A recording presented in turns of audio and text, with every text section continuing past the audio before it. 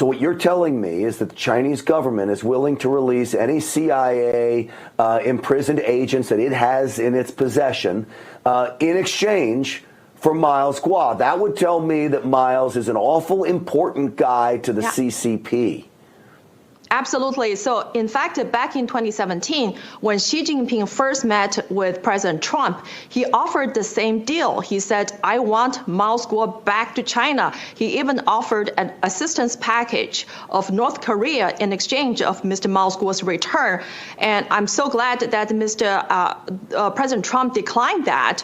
And we hope this administration, Biden administration, will stand on your ground and stick to America's rule of law, because this is going to be a global concern for Miles Guo to be freed.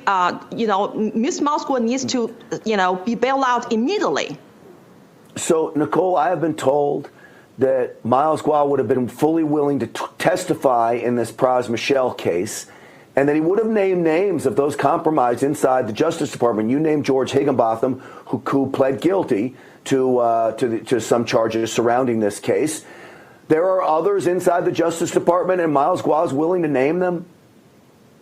Actually, Pras Michel's lawyer requested Mr. Miles Guo to testify to Pras Michel's trial in Washington, D.C., but that request has been denied, and Mr. Miles Guo is not bailed out, and he cannot testify, but he's fully willing to testify not only to Pras Michel's trial, but also before the U.S. Congress, because he's the only victim of all of this well-orchestrated political witch hunt and persecution and Pras Michel's case. And guess what? Pras Michel got $100 million from the CCP, and George Higginbotham walked away with $41 million US. He walked free. And Elliot Brody, he was promised $75 million if he became successful in influence the Trump's White House and DOJ to return Mr. Miles Guo. And Stephen Wynn got special license from the CCP to run his casino business in Macau, controlled by the Communist China. And Mr. Miles Guo is the only person staying in jail